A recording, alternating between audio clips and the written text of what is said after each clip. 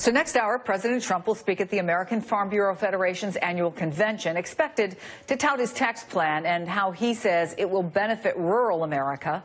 Agriculture Secretary Sonny Perdue is traveling with the president. He spoke to MSNBC contributor and host of Salem Radio Network's Hugh Hewitt on his radio show this morning. One of the main focuses of that discussion, the president's self-description of being, quote, a very stable genius. He tweeted yesterday that he's a genius and he's like really smart. Do you agree with those assessments? Well, I think politically, if you defeat 16 opponents, some was well entrenched in the Republican establishment, when you defeat the Clinton dynasty, I think some would characterize that as political genius. Joining me now, MSNBC's Hugh Hewitt. Such a good, interesting interview. Secretary Perdue insisted that the accounts in the book don't reflect what he knows about president. So what's going on here? Well, Happy New Year, Chris. It was fascinating. Secretary Perdue is not only at the Farm Bureau with the president today, he's going down in the National College Football Playoff. Sonny Perdue walked on to the Georgia team years ago, so he's in a good mood, rooting for the Dogs tonight. Oh, I did not know that. Okay, that's good. Oh, yeah, he's a walk-on star of the Dogs. But I know a couple of cabinet members pretty well. I know Reince Priebus pretty well. I've interviewed many of these people. I know Senator Cotton pretty well. Not once in the first year of the Trump presidency has anyone mentioned to me the 25th Amendment. They get upset with the president. They disagree with the president. They support the president.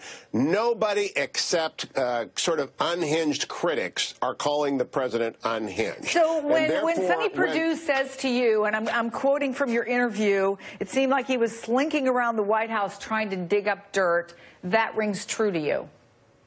No, it doesn't. What I think he did is he had an access pass from Steve Bannon. And I believe everything in the Wolff book that is a direct quote of Steve Bannon, because I believe there are tape recordings reliably reported to exist. I think a lot of the other stuff is just Kitty Kelly fiction. And I've heard Tony Blair denounce the book. I've heard the Washington Post reporter denounce the book as wholly fabricated. I won't read it for the same reason I don't read Breitbart, which is I can't afford, and you can't afford, Chris, in our business, to get bad facts lodged in our heads. So I think it's a work of semi-fiction. Katie Tur did a terrific interview with him, and, you know, she wrote her own book on Donald Trump. She followed him on the campaign trail for a long time, and so, you know, she's a great person to talk to him. And, you know, she asked him about the inconsistencies, but also the people who are out and out denying they ever said what Michael Wolff said they said, and he said simply, they are lying. They're lying. And I would respond back that when he says the 25th Amendment is being talked about every day at the White House, that is a lie. Katie Tur's book, Unbelievable, is a terrific book. It checks out on every page. I interviewed Katie for a long time on my radio show.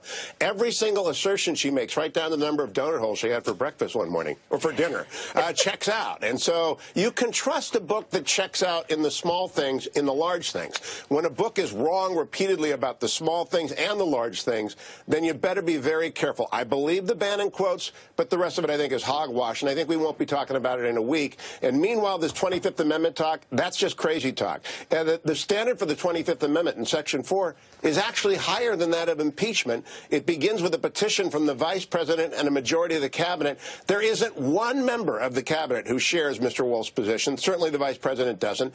They know that the boss is temperamental. They know that the boss, you know, I've got a couple of Trump tattoos. I'm sure you do as well from mixing it up with him. But incompetent and out of his mind, no. That's just crazy talk. We have 10 seconds. Who do you like in the game tonight? I'm a Georgia fan because Ohio State should be playing them, not that illegitimate team from Alabama. See, I still believe that Ohio State deserves the national championship, but I also think the Cleveland Browns should be in the Super Bowl. So, Hugh Hewitt, you and I are always on the same page. Together again. Yeah. Sadly, Thanks, in Chris. that case.